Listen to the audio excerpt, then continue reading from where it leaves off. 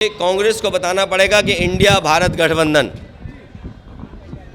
अगर देश के स्तर पे तो देश के स्तर पे है, अगर प्रदेश से स्तर पे नहीं है तो फिर भविष्य में प्रदेश स्तर पे भी नहीं होगा। ये तो कांग्रेस को बताना है, मैं इस पर नहीं बोल सकता कुछ। नहीं, अब छोड़िए वो बातचीत जो चली रात के 1 बजे तक। जब बात नहीं चली तो नहीं चली। कहाँ पर?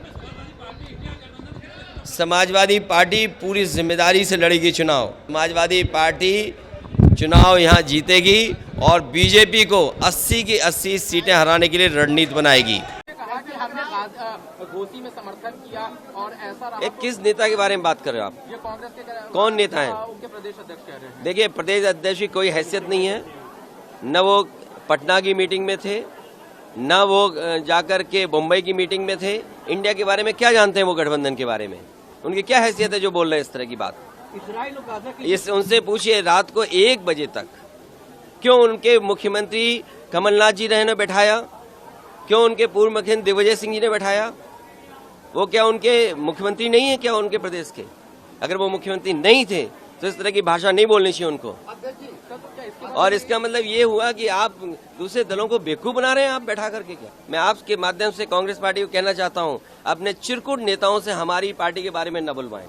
अगर ये मुझे पहले दिन पता होता कि विधानसभा स्तर पर कोई गठबंधन नहीं है इंडिया का, तो हम उसमें कभी मिलने नहीं जाती हमारी पार्टी के लोग, न अपनी हम सूची देते कांग्रेस के लोगों को, न कांग्रेस के लोगों का फोन उठाते। लेकिन अगर उन्होंने ये बात कही है कि गठबंधन नहीं है तो हम स्वीकार करते हैं गठबंधन नहीं है। और गठबंधन अगर केवल उत्तर प्रदेश में केंद्र के लिए होगा तो उस समय विचार किया जाएगा। मुझे ये समझ में नहीं आ रहा कि आखिरकार कांग्रेस को दूसरे दलों को साथ लेने में क्या परेशानी है।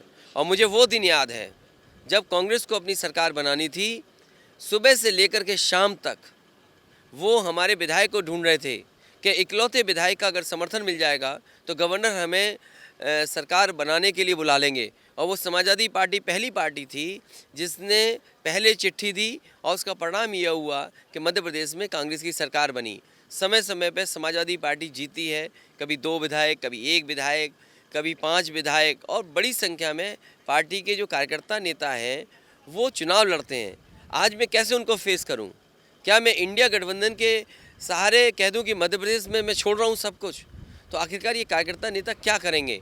मैं आज भी कहता हूं, भारतीय जनता पार्टी को हराने के लिए समाजवादी पार्टी काम करेगी, लेकिन जो कार्यकर्ता नेता या जहां पर मजबूत पार्टी है वहां तो उनका सम्मान होना चाहिए। ये कांग्रेस पर निर्भर करता है कि कांग्रेस क्या फैसला लेती है।